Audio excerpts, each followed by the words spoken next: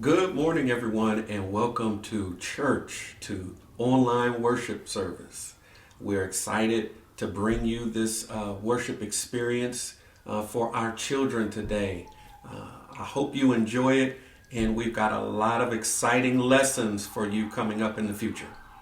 We're excited for you to hear from our teachers over the next couple of weeks. You'll hear from Deacon Savage, you'll hear from Sister Tiara Nibbs and Sister Michelle Scott. So they have prepared awesome lessons for you guys. So make sure that you're engaged, talk to your parents about it, let us know if you have questions or other topics that you want to see, and we'll make this experience whatever you want it to be. And there will be some opportunities for you to send in some videos so that we can air them on our online worship experience. All right, enjoy. Super excited for you guys.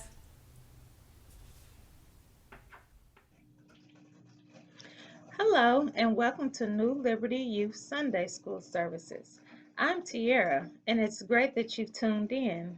We will be viewing videos of Bible lessons that fit with our weekly scripture, and also have activities for your at-home, hands-on learning. Now, enjoy your lesson. The book of Deuteronomy, the epic conclusion to the Torah, and spoiler alert, Moses, he's going to die. Now, in order to understand this book, we need to remember the story so far. So Israel has escaped from slavery in Egypt. Then they spend 1 year at Mount Sinai. This is where they made the covenant with God to obey all of these laws. Then they wander around the desert for 40 years before they make it to the Jordan River, which is right across from the land God promised them. They're ready to go in.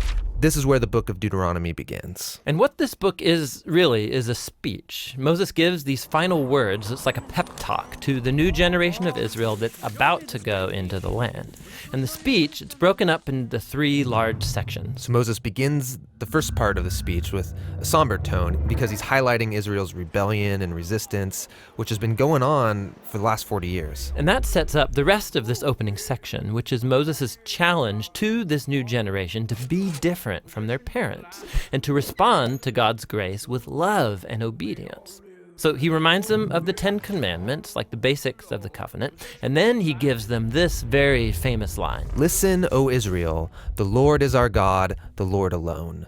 Love the Lord your God with all your heart, with all your soul, and with all your strength. Now, in Jewish tradition, this is called the Shema, because the first Hebrew word in this line is Shema Yisrael. And this became a very important prayer in Judaism, said twice a day. And it emphasizes the Israelites' exclusive commitment to their God, the one true God who loved them and who rescued them from slavery. Right, because they're about to go into a land where people are worshiping many other gods. And Moses thinks that loyalty to the Lord their God is the only way to life. Now, notice these key words in the Shema, listen and love. You're going to find these words all over this opening section of the speech. The word listen in Hebrew means more than just let sound waves come into your ears. It includes the idea of responding to what you hear. So for Israel, this means responding to God's grace by obeying the laws of the covenant. And then listen is always followed by love. Yeah, so love is the true motivation for obeying the laws. Israel won't obey without love, and they don't truly love if they don't obey. So there's this tight connection between loving and listening that runs through the entire book. And so Moses tells them that if they do listen and love, they will fulfill their original calling as the family of Abraham, to show all of the nations the wisdom and justice of God, and so become a blessing to them. The second big section in Deuteronomy is a large block of laws and commands. And this is where the book gets its name. Deuteronomy means a second law. And it's because many of these laws we've heard before. In fact, in the first line of the book, we're told that Moses is here explaining or clarifying the laws. So he's repeating and expanding on the laws, making them relevant to this new generation. There's laws about how Israel's to worship God, laws about their leadership structure, laws about social justice, and then some more laws about their worship. Now, after all of the laws, Moses warns Israel of the consequences of their obedience or disobedience, or in his words, the blessing or the curse. If they listen and love, they will experience blessing and abundance in the land, and if they don't, there's going to be famine and plagues, and they'll be forced off their land into exile. And that brings us to the final section of his speech. Yeah, here Moses says, I set before you today life or death, blessing or curse. So choose life. But then things get really interesting because after 40 years with these people, Moses knows they're not going to obey. And so he predicts their failure and even their future exile from the promised land. And he focuses on what he thinks is the true source of the problem, that they have hard and selfish hearts. It's as if Israel is incapable of truly loving God in a way that brings about obedience. But this problem isn't unique to Israel. Yeah, in fact, Moses, when he's using this language about blessing and curse, he's tying Israel's story all the way back to all humanity's story from Genesis 1 through 3. So Adam and Eve, they were blessed by God just like Israel and given a choice to trust and obey God like Israel. And then they rebelled and brought a curse on the land, like Moses knows Israel is going to do.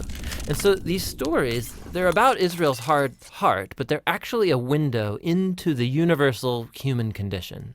But Moses doesn't give up hope entirely. That's right. He says that somehow, on the other side of Israel's exile, God promises to transform their heart so that one day they truly can listen and love. In the final chapters, Joshua is appointed as the new leader of Israel. And then Moses takes the entire law code, The one he just predicted Israel would break. that's right, and he puts it into the Ark of the Covenant. And then Moses hikes up to the top of a mountain so he can see the promised land from afar, and then he dies.